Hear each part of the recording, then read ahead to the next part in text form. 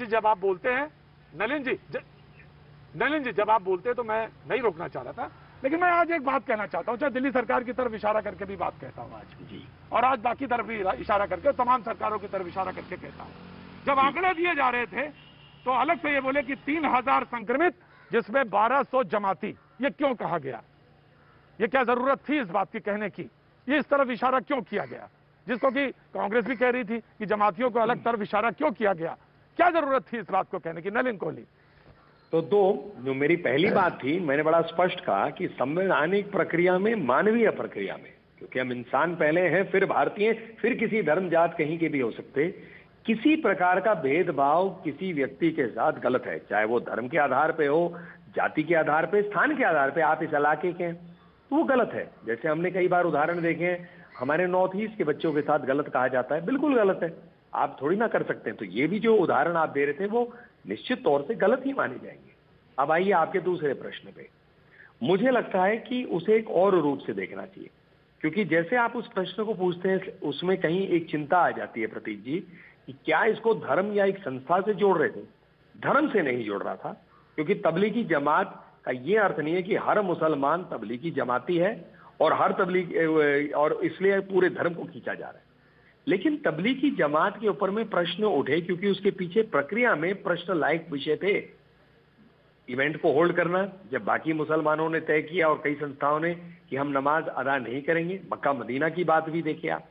उसके बाद ये थूकना, अश्लील हरकत करना, महिलाओं के सामने नग्न होना, पत्थर फेंकना, ये खराब उदाहरण थे। और सबसे महत्वपूर्ण बात थी, जब इंडिया का स्टार्टअप हुआ कोरोना में, तो दिल्ली जैसे प्रदेश में 80% से ऊपर तबलीगी जमात के मरकज के कार्यक्रम से जुड़े थे।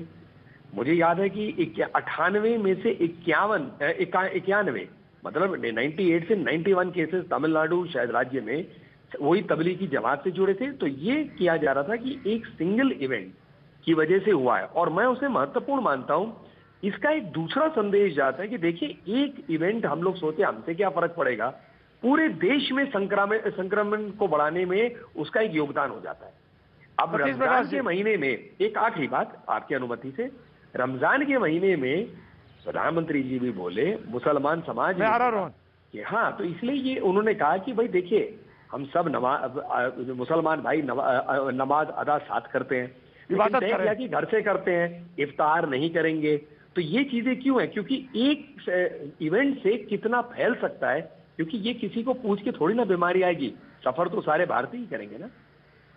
बिल्कुल बिल्कुल बिल्कुल बिल्कुल। और प्रधानमंत्री ने आज तो कहा कि आप इतनी इबादत करें कि इससे पहले ये कोरोना वायरस दूर हो जाए। ये सवाल था। मैं आ गया सतीश जी, आपका स्वागत करता हूं।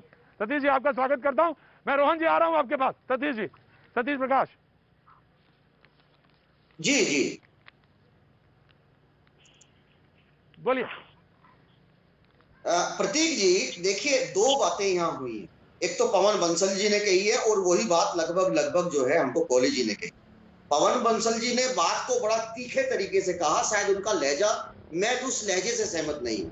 कोहली जी ने बात तो वही कही है, लेकिन बहुत तरीके से कही है। देखिए, संविधान क्या कहता है, हमको यही मानना पड़ेगा। आर्टिकल 14 में किसी भी तरह का डिस्क्रिमिनेशन आप क्रिएट नहीं कर सकते।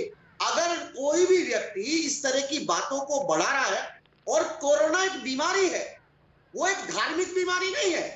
अरे भाई, कोरोना के नलिन जी कुछ कहना चाह रहे हैं? मैं आ रहा हूं नलिन जी। अरे भाई, नलिन जी कुछ, मैं आ रहा हूं सतीश आ रहा हूं। नलिन कुछ कहना चाहिए? धार्मिक संस्थान बंद है, वैज्ञानिक संस्थान ही इसका इलाज ढूंढ रहे हैं। धर्म के आधार पर इसका इलाज। मैं आ रहा हूं रोहन आ रहा हूं आपके पास। नलिन कुछ सतीश मैं आ रहा हूं। सतीश जी देखिए, सतीश जी मैंने जो बात कही, सतीश जी है, मैं इसको बड़ा स्पष्ट करना चाहता हूं। मुझे समझ नहीं आ रहा कि सतीश जी मुझ पे ये कैसे आरोप लगा रहे हैं। मैंने तो एक अलग बिल्कुल बात की। उनको, और सतीश जी कौन है मैं पहचान नहीं पाया, क्योंकि शायद इंट्रोडक्शन मुझसे सुना ही नहीं दिया होगा इस लिंक के ऊपर में। लेकिन जो भी है, एक सम्मानित व्यक्ति होंगे।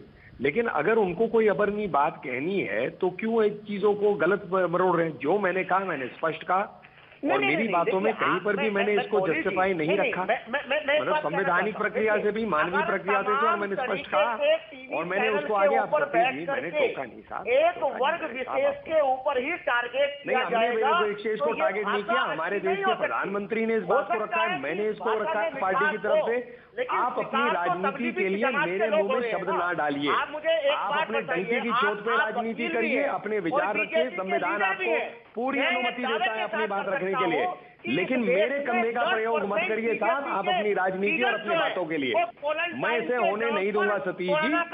देखिए प्रतीक जी, मैं बीच में टोक कर बात नहीं करता, आप इनको बोलने दीजिए, अपनी भड़ास निकालने दीजिए, उसके आराम से प्लीज, कूल डाउन, आराम से सतीश जी, 1 by 1, सतीश जी 1 by 1 है ना। आप सुनिए प्रतीक जी, ये एंगल गलत है, बीमारी का एंगल धार्मिक गलत है। जमात कहे या कोई भी व्यक्ति हो, धर्म कहीं ना कहीं लोगों के बीच में एक डिस्पैरिटी क्रिएट करता है। जो लोग फलों के आधार पर या जो लोग बीमारी के आधार पर, अगर जमात के लोग कुछ ऐसी गलती कर रहे हैं तो उनको सजा दीजिए। और अगर सरकार अगर मौलाना साद आज भी भागे हुए हैं, है ना, कहाँ है आपकी जांच एजेंसियां? अगर आप मुझे ये बताइए, अगर मरकज की दीवार और थाने की दीवार एक है ना, वहां लोगों के उनको मालूम है, केंद्र सरकार को मालूम है कि 1000 लोग वहां है इकट्ठा। सिर्फ अंतर ये नहीं हो सकता कि जो आपने वो 1000 कहा था वहां तो 2000। ठीक है सतीश जी, मैं आपकी बात लेता हूँ सतीश जी, मैं आपकी बात लेता हूँ अभी।